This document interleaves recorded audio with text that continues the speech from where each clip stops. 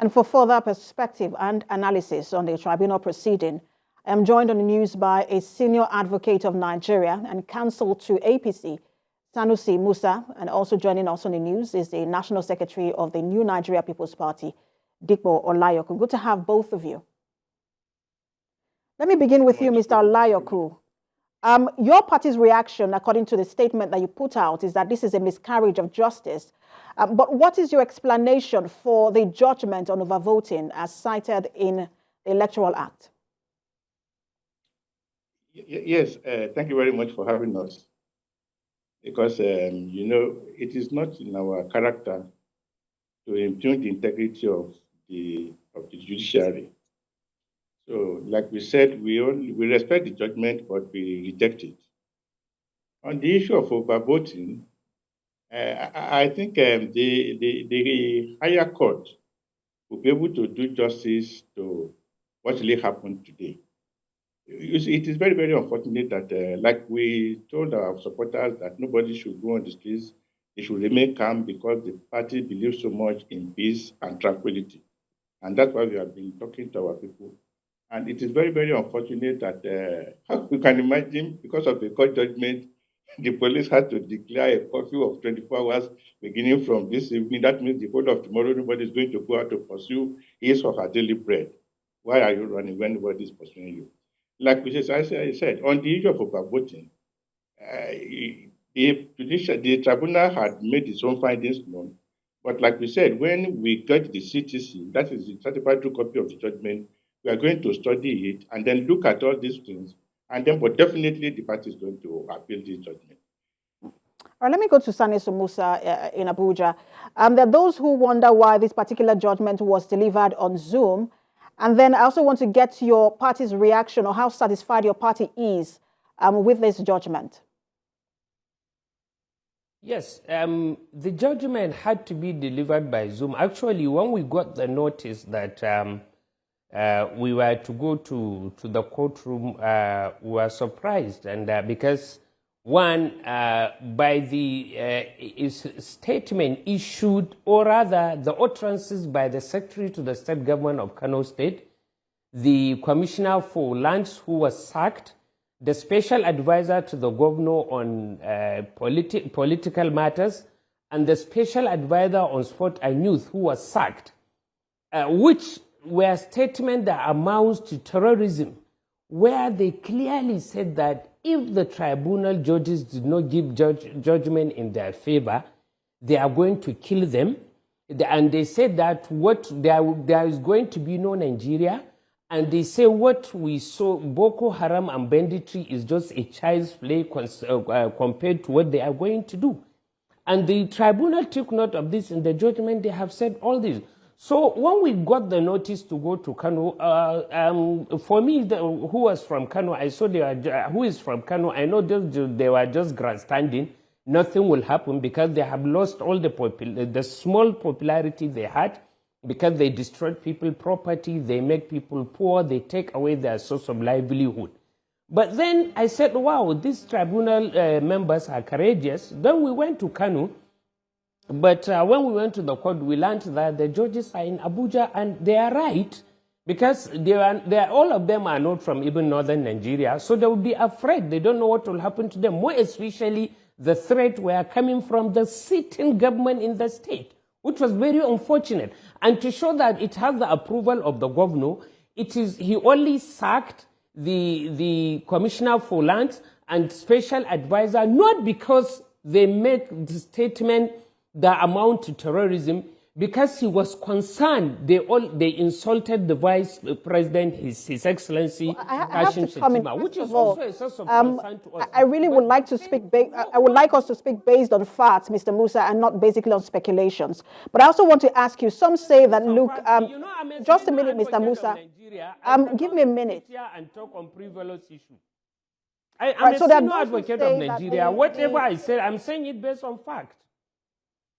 Let me just go to my next question, Mr. Musa. Some people say, look, the judgment on overvoting speaks basically on the integrity of that particular election. and that perhaps fresh elections should have been ordered. I want you to react to that, and I also want to get your thought. You were in court, we were not, we've not seen a judgment. Was your party also indicted for overvoting? Yes, what happened was not issue of overvoting. We were not alleging overvoting. The issue of overvoting was not the main issue, because the issue of its refusal of INEC to follow what is said after the council polling units, because we are not required to prove overvoting. What we are to show is that there are from EC4 to Gs, INEC has already cancelled the election, so even INEC agreed that there was overvoting. And you know, when you are raising allegation of overvoting, it's an allegation against INEC, not NNPP. And INEC admitted that, yes, they cancelled those polling units. Now, what happened was, after the issue of cancellation of the polling units were done, now, we have also said that part of the substantial non-compliance was that there were ballot papers that were stuffed in the ballot boxes, which neither had the stamp or signature of presiding officers.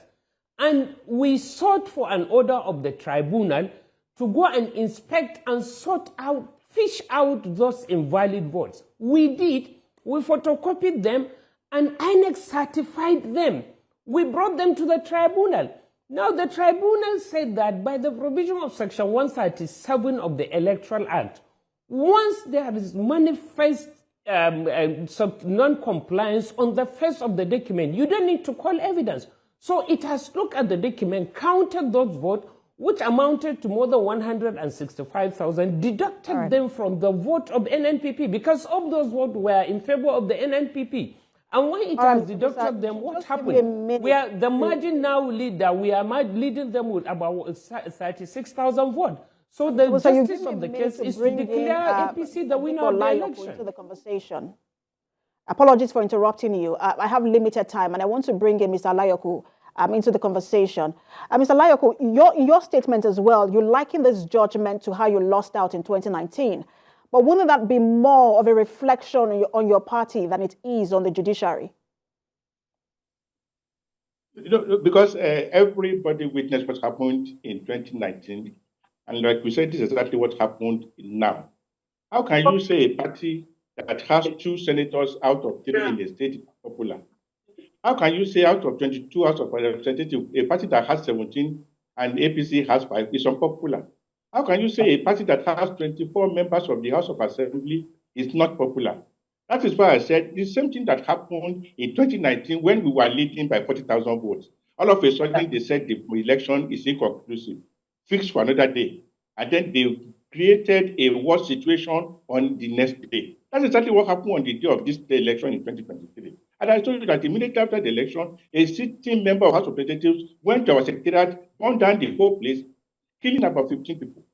And it's like we see it as a work which they have continued. They have been boasting that they are going to get it at all costs. We knew they would do it today, but we assured them that we are going to the higher court. And definitely we believe justice will be served the people of Kano State. Why are they afraid? Why are they declaring 24-hour curfew when we are not fighting a war?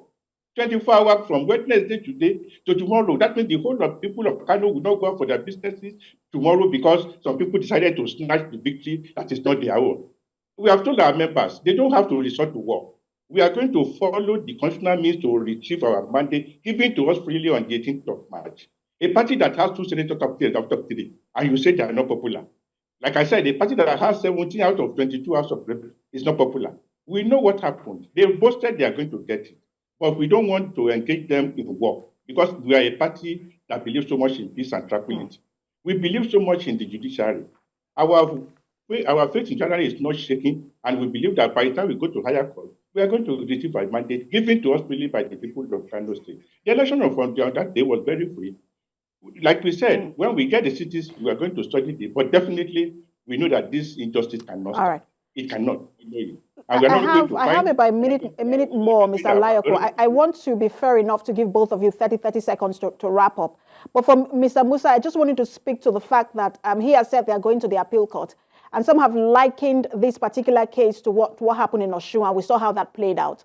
How confident are you of your chances in the appeal court?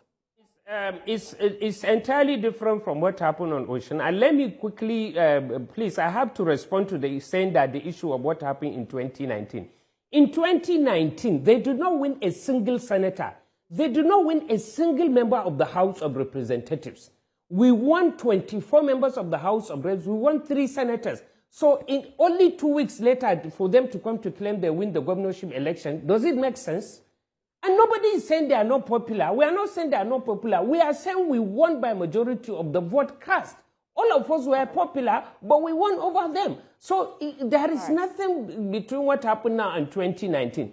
And like I said, on the issue of Ocean, the Supreme Court clearly said that the document in Ocean, allegedly where they say there is non-compliance, they did not manifestly show non-compliance on the face of the document.